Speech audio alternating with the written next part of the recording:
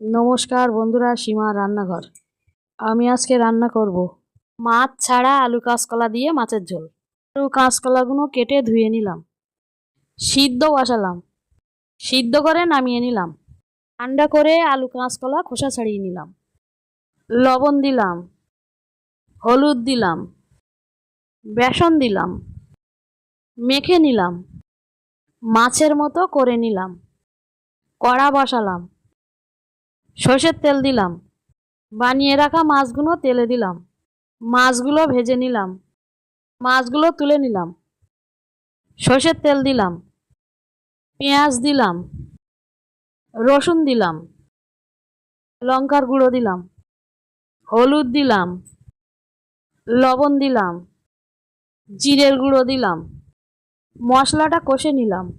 আগে থেকে সিদ্ধ করে রাখা আলু দিলাম, আরও কিছুক্ষণ কষে নিলাম। জল দিলাম, কিছুক্ষণ ফুটিয়ে নিলাম। মাছগুলো দিয়ে দিলাম, আরও কিছুক্ষণ ফুটিয়ে নিলাম। নামিয়ে নিলাম।